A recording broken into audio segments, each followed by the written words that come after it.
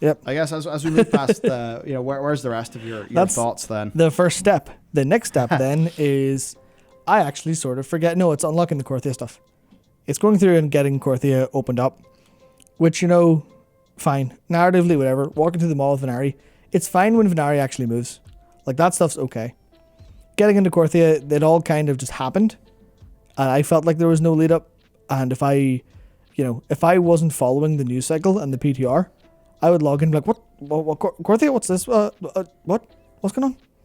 But then I also don't know, I don't know how many players would know that the jailer is looking for the Sepulchre of Knowledge and what he's doing with all the sigils. I think most players don't know that. Yeah. I mean, okay, the people who watch YouTube videos and stuff, they definitely know all of that. Of course. But, I mean, I'm wondering, I don't know, I bring up Preach number one because, we're mates, we get on well. Yeah. So he's not going to be offended or anything. But, if the man who calls Doomhammer Doombringer, is he going to know about the Sepulchre of Knowledge and the 5 sigils? I don't really know if he is. Yeah. Now, luckily enough, Mike does know Nobble, so he absolutely knows the man to ask for any of these questions.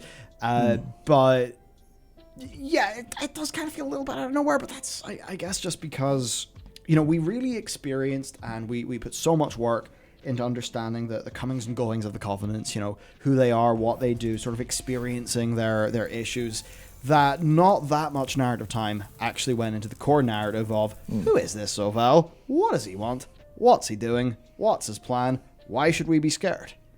And I think with Korthia absolutely is deeply rooted in that stuff. And certainly, I mean, we've been talking to Jared yesterday in the office, going through the bigger lore, the bigger sort of cosmic direction lore. There's pretty big things that are going to be happening in the WoW universe, and you can absolutely see why Zoval wants to go to Korthia. Yeah. And I think if you're a player who's really invested and engaged in that story, then you absolutely are going to be like, oh, cool. City of Secrets. I mean, Venari, cool character. These Archivist people, cool characters. Dreadlords, awesome. Now I'm going to learn some cool shit. And in fairness to them with Korthia, that is the really great bit. Yeah. Those 20 artifacts. Yeah, so big ones. I think that's a pretty good way to actually bridge into talking, kind of skipping over the campaign and intro to Korthia, because it's all fine. It's all grand. It's all whatever. It's all World of Warcraft normal content. It's fine. It bridges you to the stuff that they want you to spend more time doing. I went in and I went through all of the relics because I know where they are, because I play the game in PTR, because I open Wohead. I know where the relics are. So I was running around in their general direction saying, oh, quest map, sweet. Quest on my map, sweet. I'll go and see. And the relics were actually pretty good. I think they're great. Okay, well, 3 of them are good. The rest are almost good. So there are 3, actually, I haven't finished, I think there's a couple I haven't got from the rifts, so I'll leave those out, but 3 of them that I know of have attached quest lines. Yes. Sorry, not quest lines, quests. So you pick up the Singing Steel Ingot, and it says, oh, it's whispering to you. Tells you to kill Mossworn. So you kill Mossworn in the area. You kill 1, it's like, more. Kill 5, it goes, more. You kill 20. That stuff's good flavor. I thought it was really neat. I liked it. Yeah, that was fantastic. You get to bring it back. And then the other ones, which are a red book, where you pick up red pages and that are scattered throughout a cave. A blue book, you pick up blue pages scattered in a different cave. And then the lore of those two is that the red one's telling you not to listen to what the blue one's saying. Or it's vice versa maybe. But it's really cool, and this stuff is nice. Yeah, I love that shit. Yeah, all of these relics are nice, like the Whispers of the Ever-Living Statuette. But a lot of them were cool, but they serve so, they're just literally 1 page of quest text, bring them back, 1 page of quest text. They're not so much content as they are quest markers that you click and then bring them back for a little bit of flavor text. I mean, as long as it feels flavorful, then I think that's good for Korthia. That's good, but it's not good enough. Because why do 3 of them have quests and the others don't? If they all had quests, they would be more meaningful. I guess... Is it development time or something? I mean, I don't know. I don't know, but... But even, I think part of that reason is Blizzard knows, those are worth more of the resources that you want for the Archivist Codex. So, even if there's not a long sort of involved quest with them, you'll pick it up and be like, oh, cool. I got this neat little relic. I'm going to take it back. Get a big chunk of progress. Yeah. Which I think is... I don't think everything has to have a quest. I think a little bit of that's okay. That stuff's fine. I enjoyed getting the relics.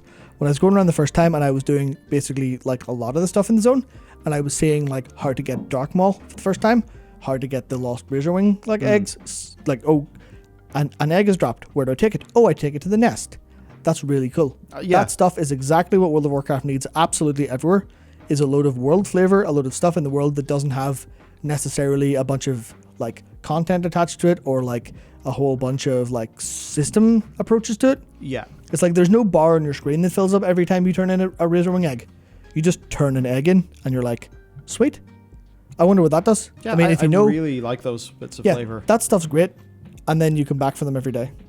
And then it's like 6 days every day and you're done, which is really cool. But I'm trying to figure out how to get to my point very succinctly, which is all like the first time you're in Korthia is great. Yes. But every time they expect you to come back, like it's the same rares dying for a low percent drop chance of a mount, or for a tiny amount of random fragments, or something like that, where it feels like Korthia is like one step in the right direction, and then they went, but we need a reputation in this zone that is attached to player power, which means you want to come back here every day and do everything possible.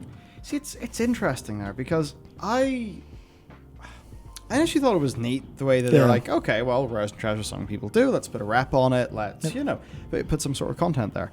I think it's tricky, because I don't care enough about player power to super exhaustively do Korthia all the time. Yeah.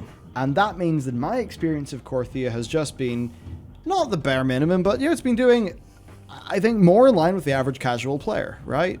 Yeah. Where it's just I hop into Korthia, I run about the place, I do some quests, and I get those moments where I'm doing one daily, it leads me slightly out of the way, I see a marker on my map, I run to that marker, oh, I got a little thing, or oh, I found a relic or something like that. And I've really quite liked that.